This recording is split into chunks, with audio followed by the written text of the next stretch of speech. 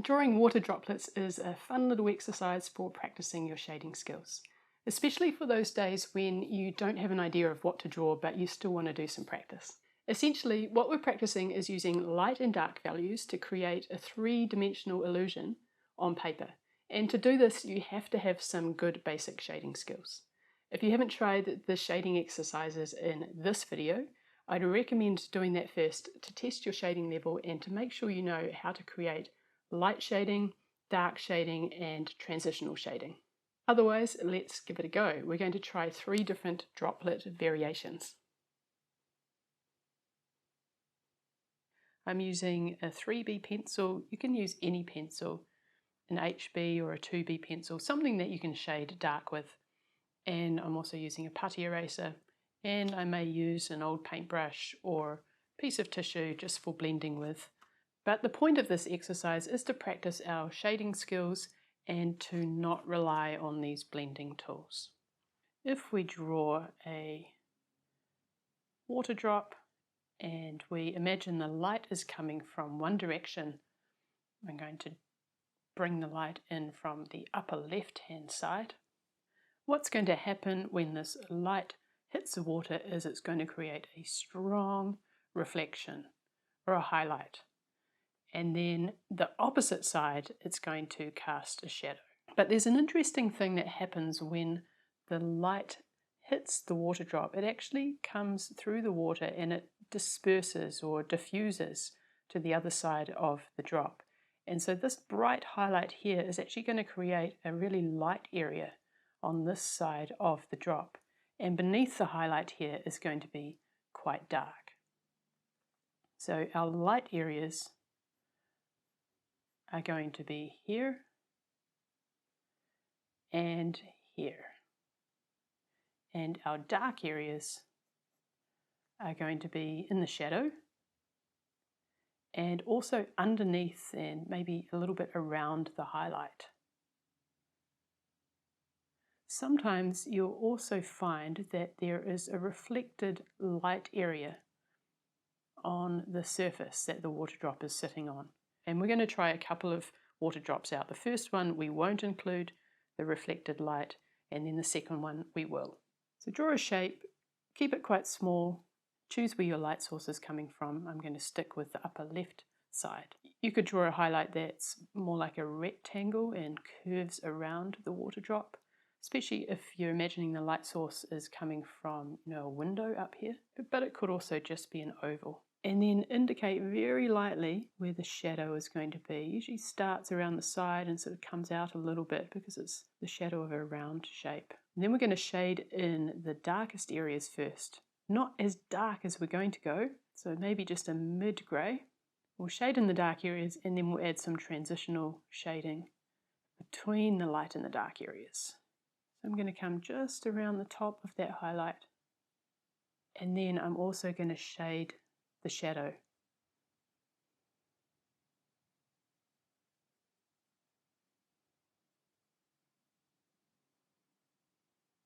So that's the basic light and dark areas. We've got the highlight, we've got this side of the water drop that's going to be light because the highlight area is going to be diffusing light through to the back of the water drop. And then we've got the shadow area and we've also got a darker area around the highlight. The test of your shading skills now is to create a nice smooth transition from the darker part to the lighter part. So with very little pressure, I'm going to blend across this line here. And as I move towards the light, I'm going to decrease the pressure even more. So I'm barely touching the paper.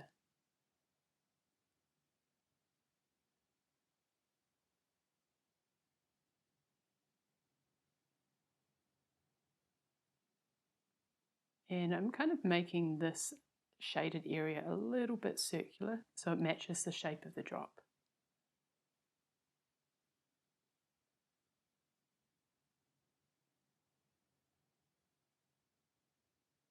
So I've got a nice smooth transition from here to here. I could also create a nice transition from the shadow into space or into the rest of the tabletop, whatever it's sitting on.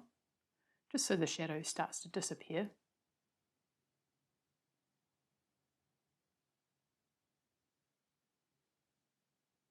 And now we need to add some contrast. So we're going to darken up the dark areas. Start from the dark part. Really nice and dark.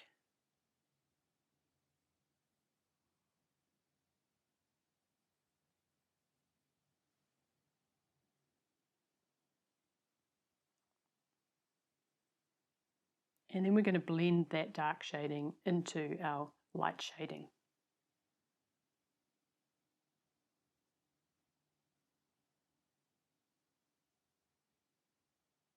So there shouldn't be any divide between where the light and the dark areas are.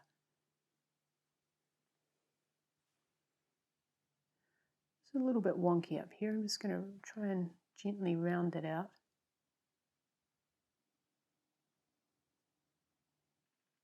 You can see I'm using small, tight circular motions, but I've got barely any pressure on the paper.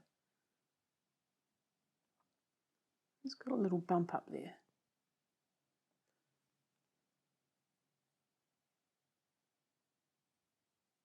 Now I'm going to create some contrast down in the shadow, so it's going to be darkest where it's closest to the water drop. I'm starting just by drawing a dark line all around there, but I don't want any outlines, so I need to blend this into the rest of the shadow.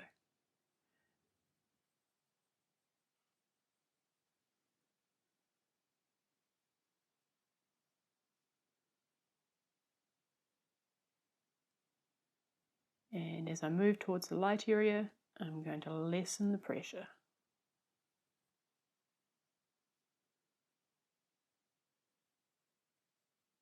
Your drop doesn't have to be perfectly round. I'm trying to even my edges out so they are round, but it could be a water blob and you'd still get a similar effect.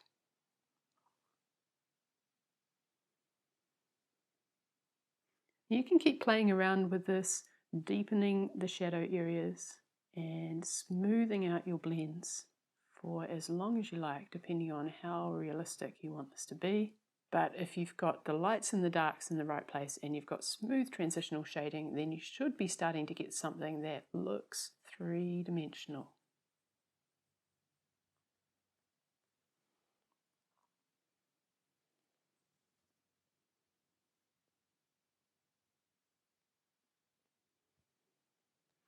And at this stage, when you've achieved this with your shading, so that you're actually practicing your shading skills, then you could come in with a blending tool or a piece of tissue and just very lightly smooth out some of that shading, making sure you're not taking the really dark graphite and putting it in the light areas.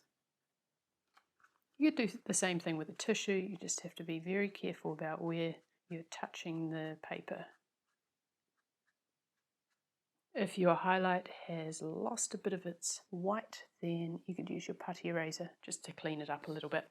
So that's the first one. The second one, we're going to add in the light that's reflected onto the surface that the water drop is sitting on. And we're going to start in exactly the same way. If you wanted to, you could make your blob a little bit wonky, but I think I'm just going to stick to a circle. Keep the outline nice and light.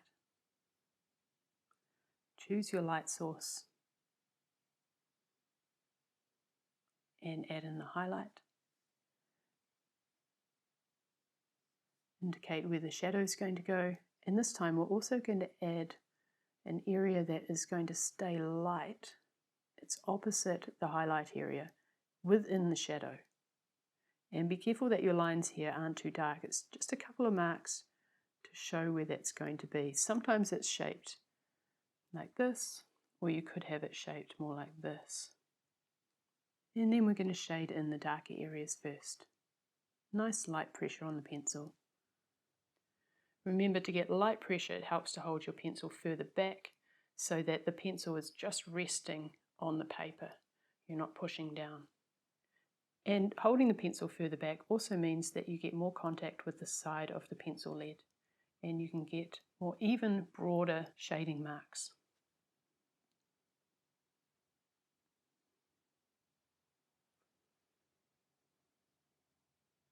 adding the shading for the shadow, but this time I'm going to leave this area in here light.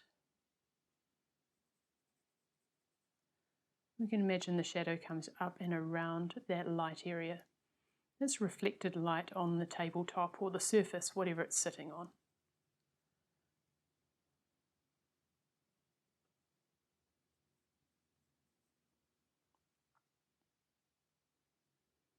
And then we're going to go ahead and create smooth transitions from the dark to the light areas. Very little pressure on the pencil and using small circles. I like to think of this light area as wrapping around the circular shape.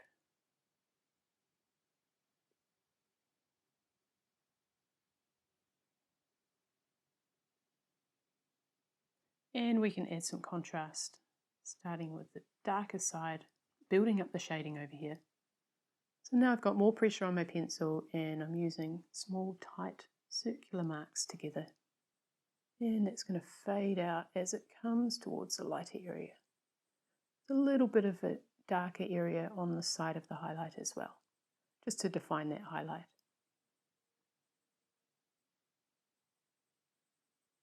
The key to good shading is pressure, or lack of pressure, and patience.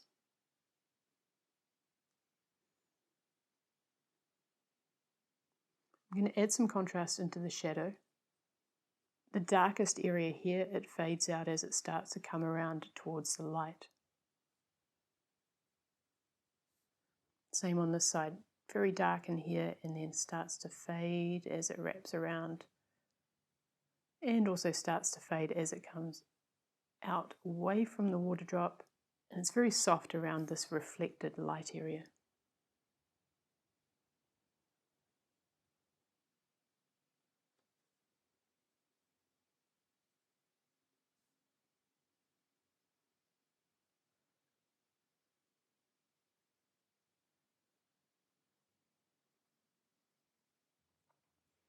I'm going to add just a little bit of very light shading along here, just to give a little bit of an edge.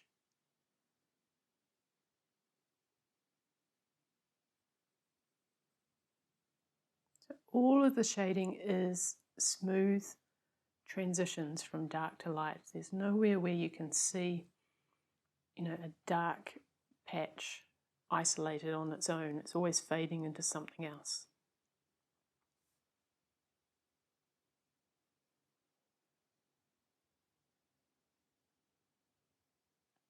So starting to create the illusion now, I'm going to go through and darken up the darks, tidy up some of the transitions.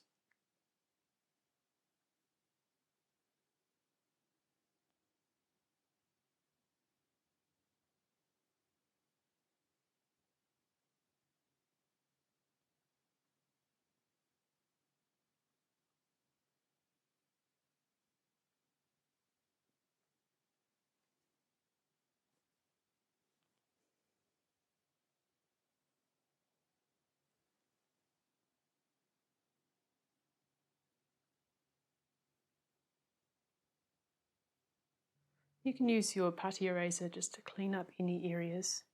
You can also use your eraser to, change the shape of that reflection if you wanted to. You can play around with where the transition of dark through to light occurs, and you can play around with, how dark you make these middle values. You could find some images of water drops as well and use those as a reference. This is just a very generic way of creating that optical illusion, but if you have a look at some photographs, there's all sorts of variables that are going to change what's happening with the water drop, because water is reflective. So anything around it is going to be reflected on the surface.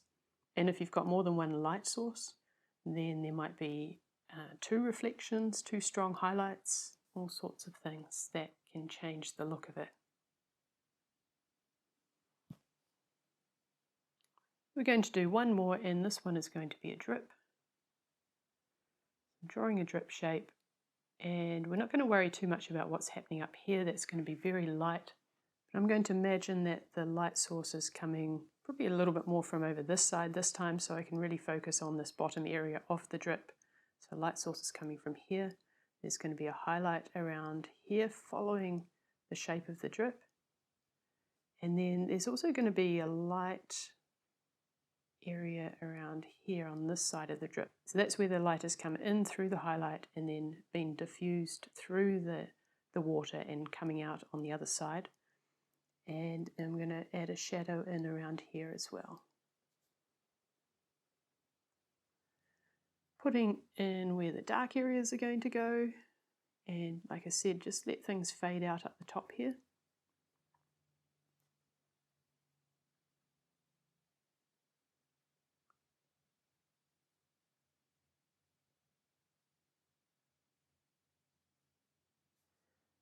And this shadow.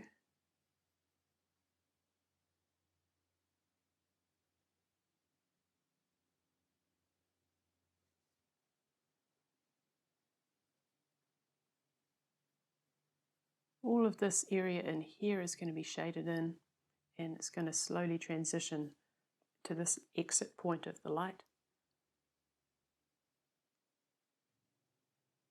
So you can think of it that way. This is the entry point of the light. This is where it's coming out on the other side. Same with this entry point, and then it's exiting, being diffused and spread throughout the water drop.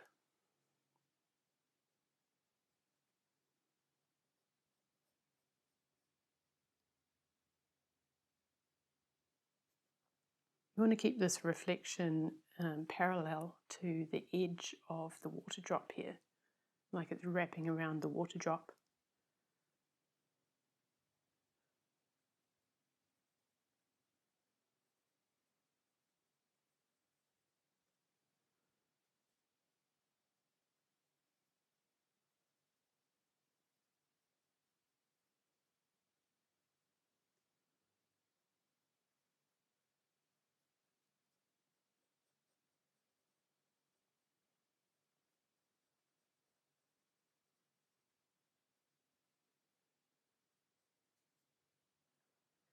So if you wanted to, you could create a little bit of reflected light inside the shadow here, like on this one here. You could leave it how it is, or you could just use your putty razor to think about where the light's coming in, where it's going to be exiting.